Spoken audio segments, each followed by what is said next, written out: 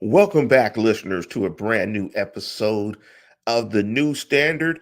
And you're checking out a new program called Who's Arthur Smith? And we have a special guest that we want to bring on. Matt Steele of SteelCityInsider.com is going to break down just who is Arthur Smith, largely from the perspective of his football. What are we getting? What are the Steelers getting when they talk about Arthur Smith? Let me bring Matt in. Hey, Matt, welcome to the program, sir. Lance, how you doing? Good to It have. is Good to be here, man. awesome. Good. It's awesome. Thank to have you. Thank you for hopping on the program with us and jumping into this. Before we jump into it, please give the listeners just your football background. Okay. I'm gonna give them a little bit of a Steeler background, and I live in the Detroit area, and ever since I can remember, literally my fourth birthday, I had a Steeler shirt on. So this has Good, been good, good for you. it's been a fandom since I can remember, like literally, right? So, and I grew up baseball, basketball, football. I played baseball in college.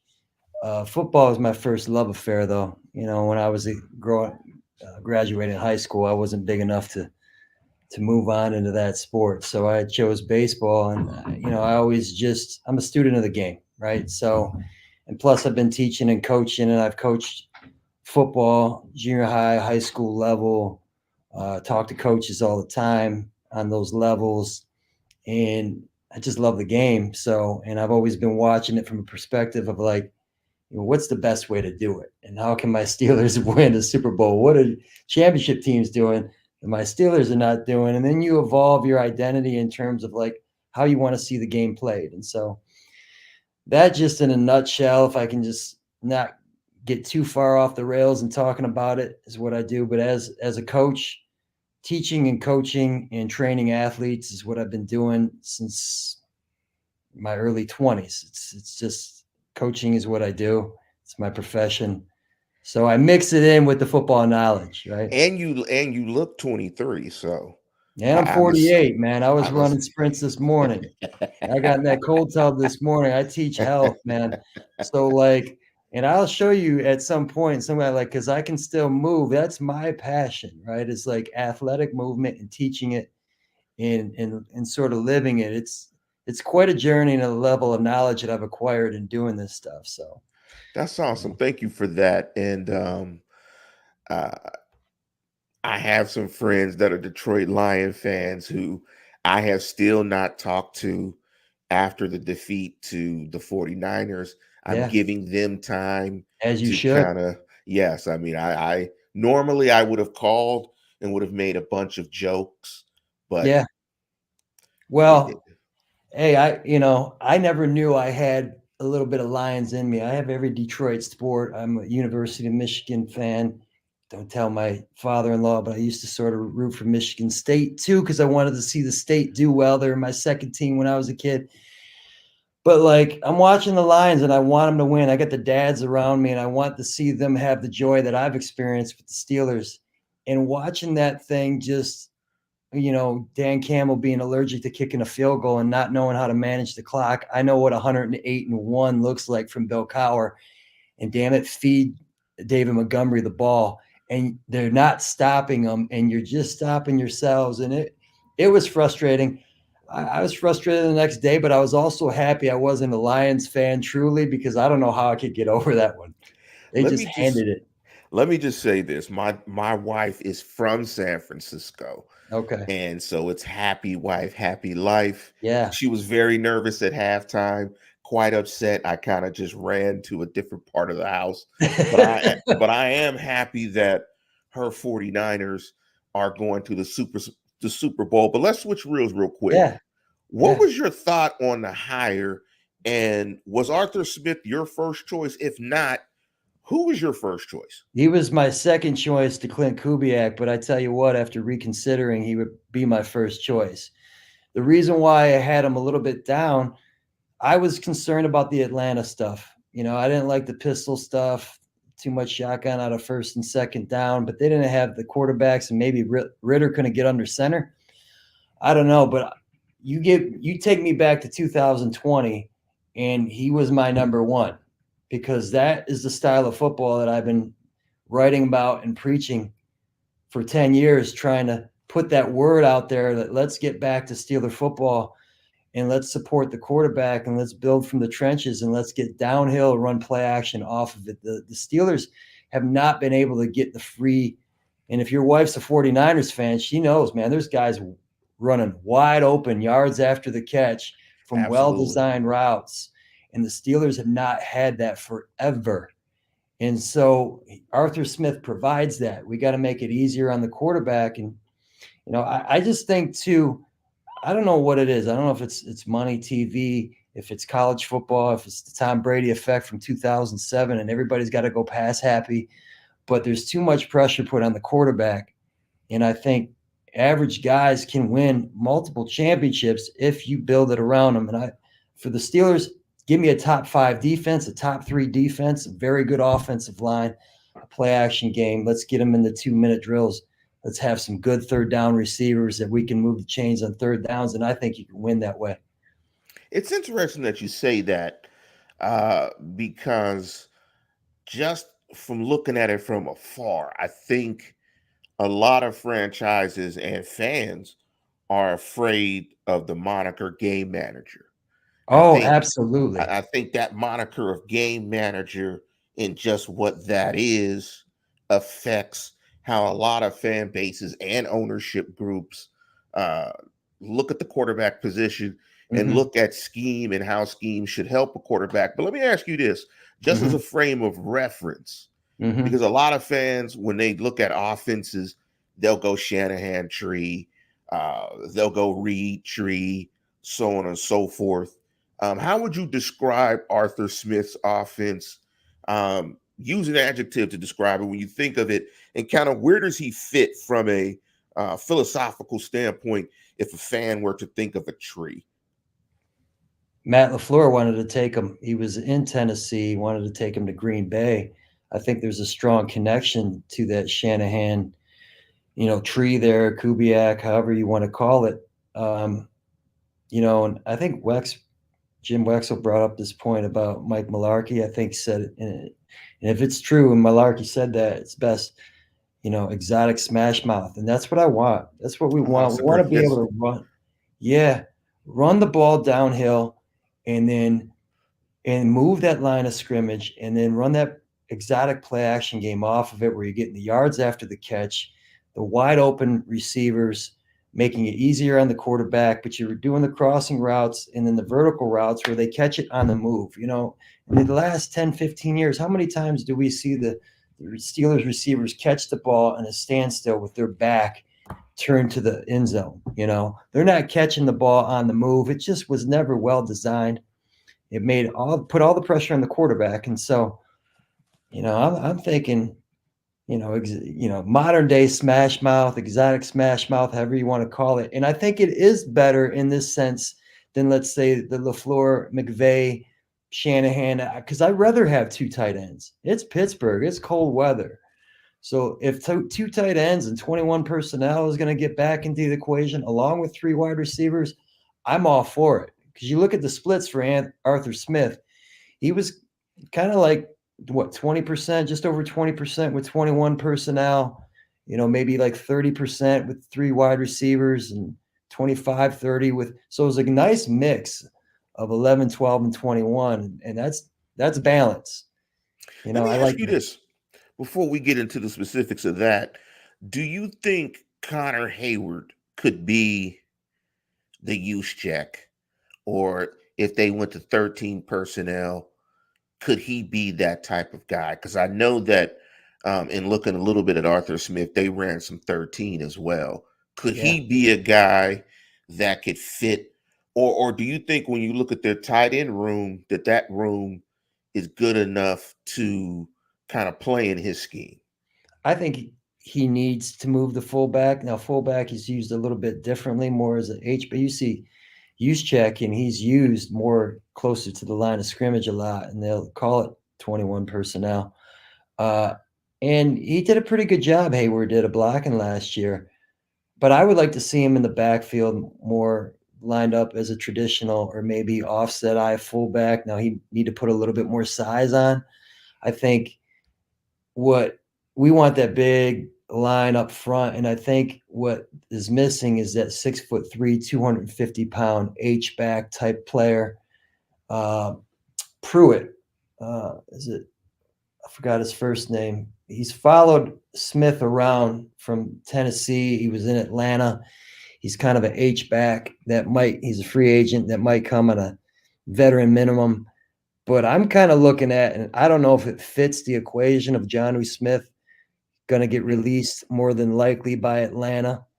And now you have a weapon there. And now you have three really good tight ends in versatile roles. Because I'm not sure yet what Washington gives you in the In the passing passing game. game. Yeah. He runs 4.6, and I would like to see him run down the seam on a vertical. And I think if you run some delayed screens and get him in an open space and get his big body moving, he can do some nice things for you.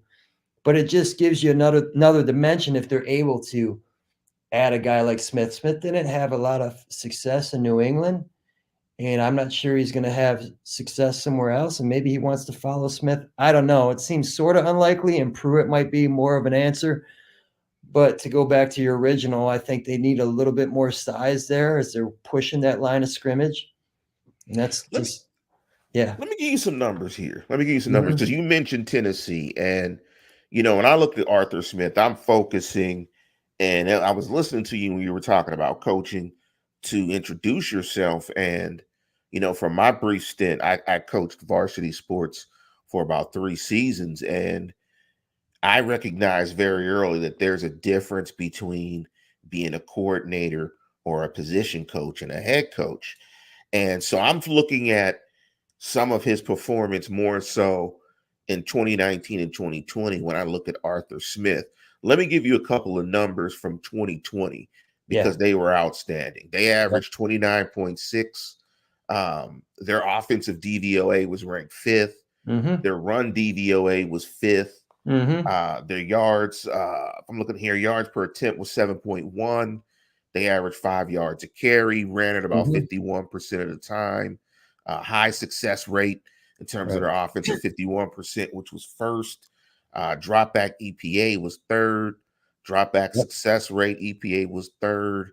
When you look at those numbers, and of course in Tennessee, they had Tannehill and they had Chris Henry.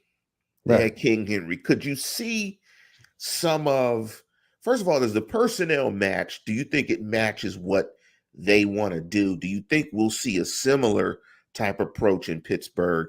Could you see Pittsburgh's offense ever being good enough under Smith to hit these type of numbers? That's going to depend on Kenny Pickett, but Tannehill was pretty average, run of the mill until he got in that system, and then he had a 117.5 rating and a 106.5 in 19 and 2020.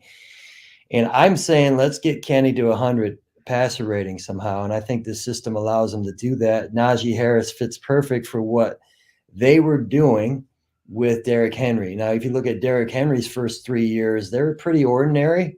And then he got Arthur Smith, and then he took off 1,500 yards, 2,000 yards. You hope that, and Najee won't get that high because he's got Warren behind him. But I could see similar success. Now, is Pickens going to be their A.J. Brown, right? Yeah. Brown has that size to run over the middle. Now he gets the ball, and he's like a running back at 230 pounds. Pickens is a little bit leaner. Pickens, does he create as much separation? I mean, he's only going to get better. Me personally, I don't want to get down that road, but I would look the way I view salary cap structure. I would look to move him now and try to build the offensive and defensive line. I want to win through the line of scrimmage. But if they get a center with Najee Harris to get downhill, one of those two kids, maybe Zach Frazier from West Virginia or the kid from Oregon, Jackson, 3 names. Shoot, it's just like Joey Porter. It's the same initials, but like you get that inside caving in, and they're very difficult to stop all of a sudden. Now, it's interesting you say that. I'm glad you brought up Kenny Pickens because I think right now Steeler Nation is kind of in a quandary in terms of how they're looking at the quarterback position. I think there's, in my opinion, a little bit of recency bias there because the quarterback position, the quality of it has been up and down since Big Ben's retirement. And even in Big Ben's last few years, quarterback play still was marginal. Yeah. He was really operating as Yeah. as He a couldn't move. physically compromised player. Yep. And so to a certain extent, I think Steeler Nation, their expectation around the quarterback position is low, very low. Describe to me, or do you agree with this question or statement? Does Arthur Smith's offense make it easy for the quarterback to operate and see a clear picture consistently when they're playing? Because I think a lot of concern that I've heard from people on my show is Kenny can't read the field. Kenny is having problems with accuracy.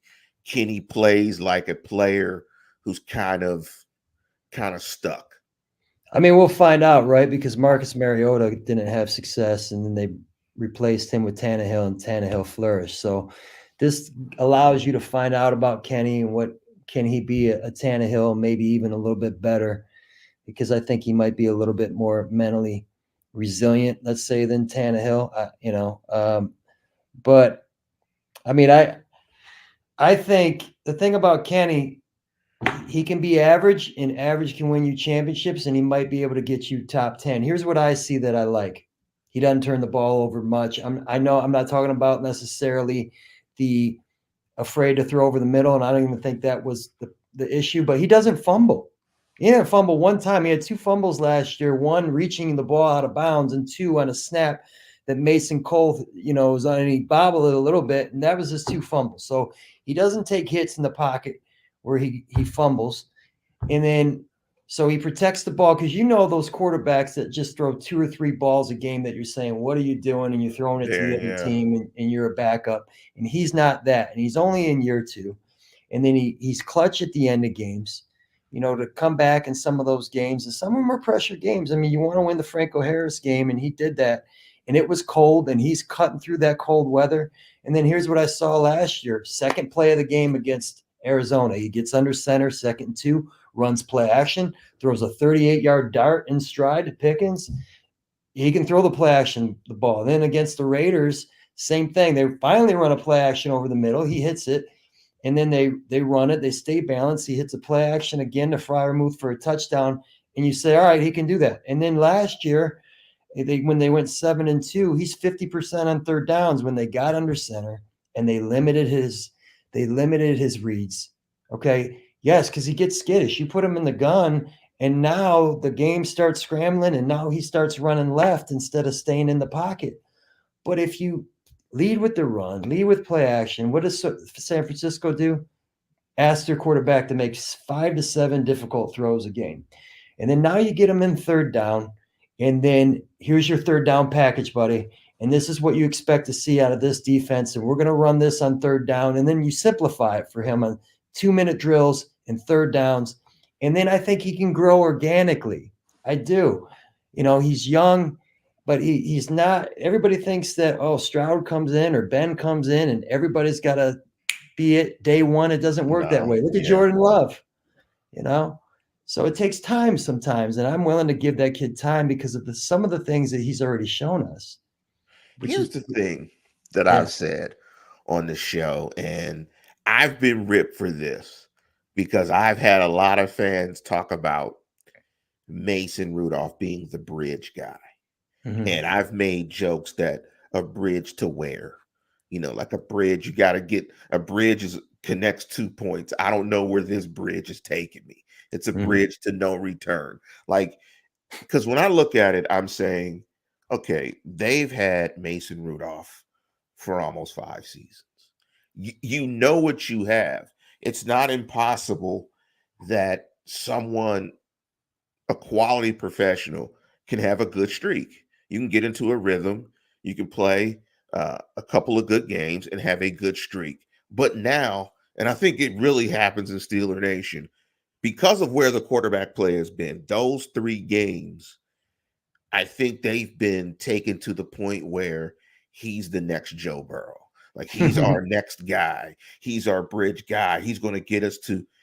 My perspective is this: they know what he is, and they drafted a guy in the first round. They signed another guy in Mitch Trubisky. If they wanted to have him as their guy, bridge guy, he could have been. They tried to do that, and they chose to move forward with Kenny Pickett. So I'm saying, why not put Kenny in a better scheme Mm-hmm. to help support whatever he is and figure out what he is?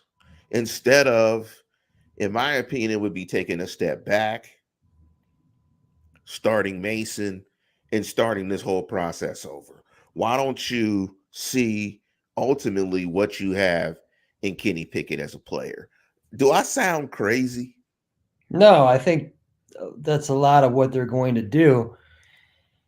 But let's briefly talk about Mason because, or we'll talk about however we want to talk about him. But like, Yes. I like Mason, and do I think he's a superstar? No, but even back in 2019, I was making that, hey, if you bring this guy along the right way, maybe he could be another Kirk Cousins type dude. And he was stuck in the worst offense in football. That offense that is the Ben Roethlisberger dink. I can't move. Let me get it out quick. No play action. They're dead last in play action. They're dead last in. It's awful. It was a hard watch for years. And even with Ben, I just knew they were pretenders. And so, but Mason needed that play action game. He needed that support. And what was it, 2019 or 20, when he had that 315-yard game against Cleveland, and he hits Deontay on a ball down the sideline as he's getting hit 30 on the money, 35 yards down the Yeah. field, and he hits the long ball to Deontay at the end of the game, and he throws a beautiful deep ball. I'm thinking, what numbers can he put up if he has a play action game and he has a running game to support him? I mean, of course, he looked, some mediocre against the Lions in the rain, and you worry about certain weather conditions, and you definitely worry about, all right, is he going to hold that ball too long? And now he's a little bit statuesque and he can't get out of the pocket. And now he fumbles. And we saw some of that, even though it was bad weather in Baltimore. I do worry about the turnovers a little bit when it comes to Mason. But I think if you bring Mason back, competition makes us better. And so I think ultimately he knows they probably, unless he's way better somehow than Pickett, that he probably is the backup, and you structure a 2-year contract where you say, all right, this is your starting money, but if you're the backup, this is what you get. And, they're going to have to work that out and figure it out. I think he could go to Atlanta where Zach Robinson is, and that would be a better opportunity maybe for him. But let me ask you this too, Lance. What about Tannehill? If he comes in, I don't feel comfortable with that either. Reason being is he already knows the system. So he's going to look a lot better than Pickett in August as Pickett's learning and trying to, it's a new system for everybody. Right. You got the guy that already knows it. And now week 1, you start Pickett, and then you have maybe the locker room saying, he shouldn't be starting. I mean, between the two, I think Mason is like more of a culture fit than maybe even Tannehill. And I'm getting and big up to Corey Hatcher. Corey Hatcher is a coach, and he's saying, please no Tannehill. This is why I think I would go the Tannehill route instead of the Mason route, because already on record, you have Deontay Johnson and others already saying they want Mason Rudolph to be the starter. And Deontay needs to go, but yeah, I see what you're saying. so I'm terrible at cliches, but I feel like it's the divided house cliche I'm trying to Yeah, think of, but I'm terrible with cliches. I yeah, feel like that pressure of guys in your locker room that have already planted their flag with Mason Rudolph, that just makes it kind of weird could make it weird in terms of the competition. I Sure. like the case of put your eggs in the Pickett basket, Yeah. bring in Tannehill with the understanding, have the frank conversation. This is Right. Kenny's team, Right. and try to build it from there and see Right. what you have. Right. No, that makes total sense too, because then you give Tannehill a backup quarterback contract where you don't He's have it Mitch. 2-tiered, like you would with Mason, where, all right. So that's a conundrum. That's something that, the organization, I'm sure, is going to have conversations on too, right? And Yeah, I I can see the positives and negatives almost to both sides of that equation. It's interesting. yeah. I mean, when I think about the negative, I think about is you're in the AFC North with Lamar Jackson and Joe Burrow. I don't, whether it's Tannehill, Pickett, whether it's Pickett, Mason Rudolph, neither quarterback room. You can add them all up, and they're not Burrow and Lamar Jackson. Like that is the ultimate issue. But let me ask you this on Kenny Pickett, and, Mhm. and where do you stand? Because over the last few weeks, I've been doing a bunch of shorts on Kenny Pickett. I've been called Kenny Pickett's biggest fan, and I don't have a dog in this fight at all. Right. And I came up with three things to describe where I think Steeler Nation is with Kenny Pickett. One, you got some people that are like, hell yeah, he's the guy.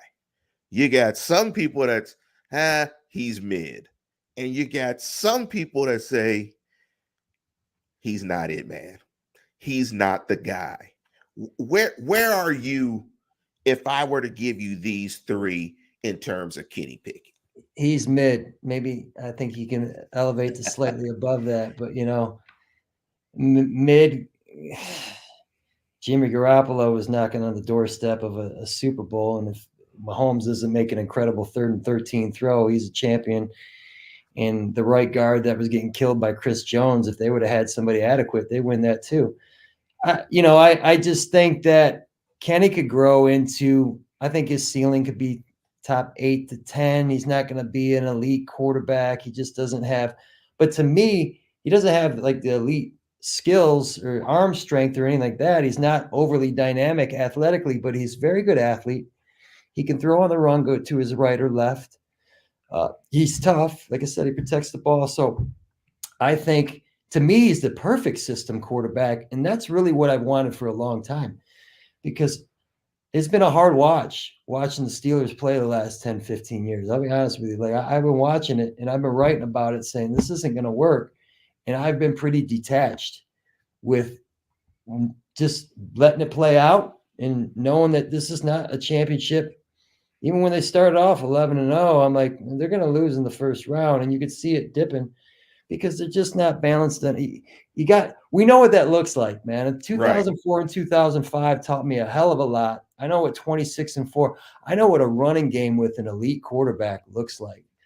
I don't understand why everybody doesn't do it, unless you don't have Patrick Mahomes. I don't get it. Like Josh Allen would flourish with a play action and run 50-50 type deal. And, it just makes your whole team better. It's the ultimate team game. So I think with Kenny, you don't get enamored, and they were already for a year or two. They're trying to make him throw it way more than he should be. But hopefully they learn that, hey, like we can't get enamored with him in the passing game. We got to lead run first. And now you got a guy who's mobile, who can step up and you make some plays with his legs, make some throws on the run. He protects the ball. And I think that could put him on a very good path with him. So I'm definitely mid on that. But Yeah, I mid think with I'm yeah, I think I'm with you. I think I'm mid because he's not a high traits. He's not a high level physical traits guy.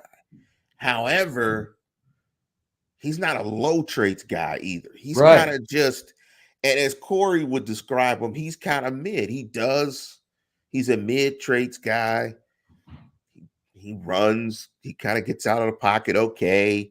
Like he doesn't do anything particularly well, but I think, like you're saying, is we've mixed up as fans, I think, game manager. If you put him in a scheme that is friendly, that is quarterback friendly, that allows him to build confidence. I think Absolutely. what he showed in the fourth quarter Yep. makes you say, okay, if we can get him confident, Yeah. he has the ability to play in big spots. Before we get out of here, Yeah. Yeah. everybody, you've been listening to The New Standard with my friend Matt Steele. And let me give you some over-unders before we get out of here. Yeah. Give me some over-unders on the following numbers. Yep. In the first year of Arthur Smith's system, the Steelers will average over 23 points a game or under. I'm gonna say over. Okay. I'm gonna say over. I don't know if that's wishful thinking, but I have some confidence going into next year. I do. You know, I would be surprised if Kenny doesn't take that next step and maybe has a passer rating in the 90s. And Najee's getting downhill, and so is Warren. And then we got a play action game. It might take a little bit of time, but I think definitely by the second half of the year, I expect to see that. Let me Whether it's get overall, hey, we'll see. let me give you this number. Hmm. Pickett, 4,000 yards passing. Under. Under. Okay. Pickens, 1,200 yards receiving. I almost hope that it's under because I don't want to be Okay. throwing the ball too much. Like I Najee, wanted about 50-50. You know what though? This offense would be better for him. I'm going to say over. let's say Najee, 1,200 yards rushing. How much do they use Warren? You're pretty close on these numbers, by the way, my friend. Like That's I would say over, but not much because Warren is there. let's But see. if he Yeah, let me just yeah. say this about it. If he can get 1,000 yards with what they were doing before, then I see 1,200 in this system without a doubt. As long as he stays healthy. How about yards per carry as a team? 4.5. Yeah, you're right on the money with that one. That's exactly what I would guess it to be. So let's go. You know what? I'm gonna say under, even though I think it might be over, because here's why. It is about the attempts and not necessarily the yards per carry. And some of those yards per carry is inflated when you're in the shotgun and teams got 6 in the box, and then you get a weak 7 or 8 yards. It really doesn't open up things down the field. And if they stay under center and they're grinding it out at the end of games, maybe it's at 4.3, but it's still a winning 4.3. Right, So right. yeah. Oh, let me pop this one in here Hmm. from Corey Hatcher. Warren and Harris, a combined 2K. Yes. As long as they stay healthy, I think what they had 1,800 this year and they didn't even have a play action game.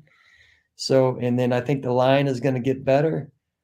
I'm going to say over on that one.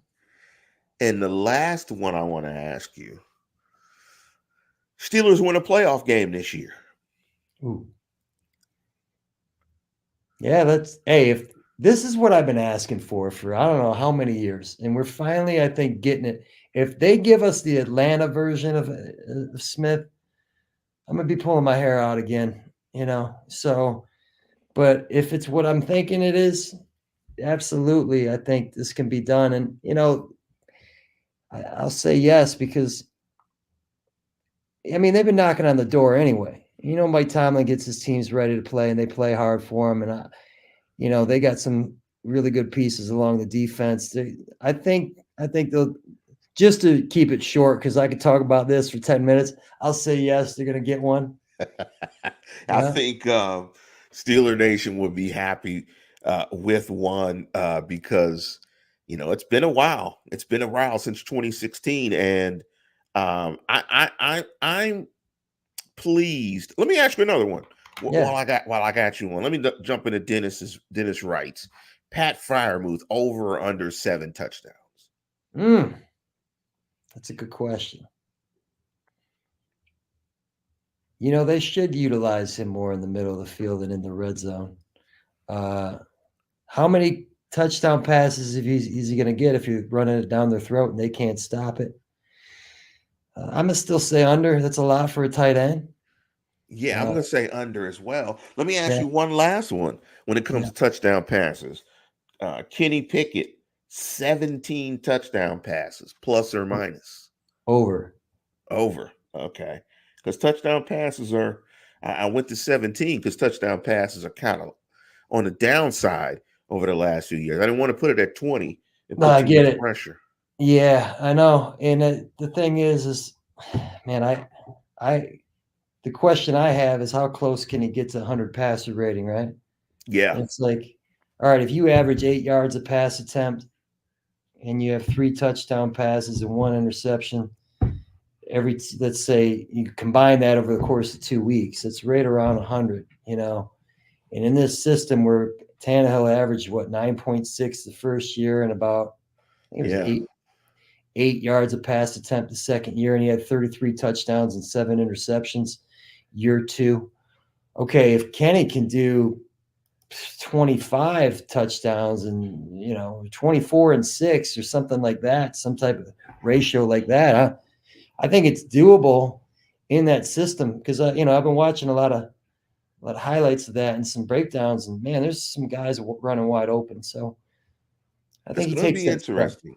Yeah, I am pleasantly surprised and happy that they went outside the building. I think that's the first good sign. yeah, Um, huge. just hearing about them potentially wanting to sign a passing game coordinator, how real that is, Mm-hmm. maybe expanding the staff. I think those are all good signs because I think they see, and it's indicative that I think they're realizing their approach needs some tweaking. Yep, absolutely. That it needs some tweaking. Not to say that they're saying it's completely stale, but they're saying there's some we need to fine tune this a bit. Well, I like the direction that they went with the interviews that they had, even though it seemed like the guys that they wanted, they went with that system, that McVay, Shanahan tree system. I remember you asked me a while back, you said, why no Bieniemy? I'm like, well, they're standing in the gun, chucking it around, and Sam Right. Howell's taking over 60 sacks, and I don't want to see that anymore.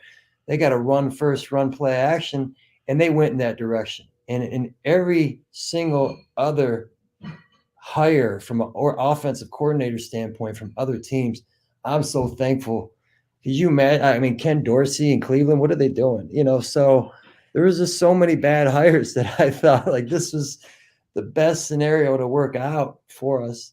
And I like the head coaching aspect too. I'm not sure how that will work itself out, but I don't think it's bad to have another guy in the It's building beautiful. with head coaching experience Yeah, who firmly knows what his role is. He knows he's not the head coach, right. but he can help the head coach with certain things if the head Absolutely. coach needs some head coaching Well, type things help. yeah, and that reminds me of your point earlier when you said about Arthur Smith being a head coach instead of an OC, and some guys are better OCs. Think about it this way, and I think Chris Long was talking about that on his podcast. He said, I don't know how these guys can do both because there's so many responsibilities for a head coach from flight responsibilities, and you're booking all this and you have these different meetings and this and away from football, and you got to do the offense on top of it.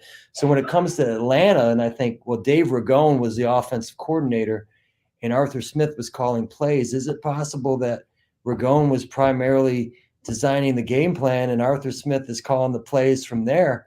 And that's why we saw such a difference Yeah. from what we saw in Tennessee. I'm hoping that's the case. Hey, look at Dick LeBeau, 2-14 as a head coach. He comes back to coordinating and he's the man, so Yeah, it's definitely a different skill set. But right. we're going to go ahead and wrap this up. Thank you, Maddie Steele, aka Maddie Cecil. It was a pleasure, Lance. I appreciate Thank it, you man. for That was getting us fun. on. Hopefully, we're going to try to get you on during the year as well. Yeah, I'd love to.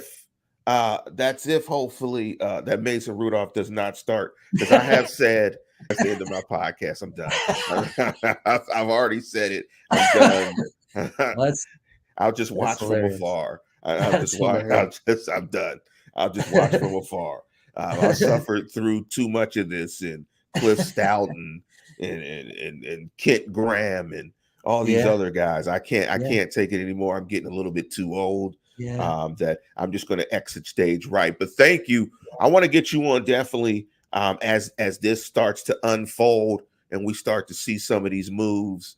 I definitely want to get you on probably around preseason as we might see some of the offense, a little bit of the guts yeah. of the offense, and see what it's looking like. David Woodley, that's a name. That was terrible. Oh boy, yeah, That was yeah, Bubby Brister. yeah. Mark That was bad. Malone. Yeah, I Mark saw all that. Malone, like, Hmm. yee. Like, I've seen Hmm. some bad ones. But thank you for hopping on the show. We're going to get you back on. Want to Thanks for thank you having me. once again. Yeah. Enjoy the rest of your day, and we'll be reaching out to you. Pardon me. And we'll be reaching back out to you to get you back Oh, on. Thank sounds you. fantastic, Lance. I had a blast talking Steeler football with you. So happy to do it. All right. All right. Thank you, sir. Thank you, listeners, for tuning in to a special Sunday live edition. And that was fantastic. And we're going to go ahead and get out of here. And as always, tune in, tell a friend, and subscribe.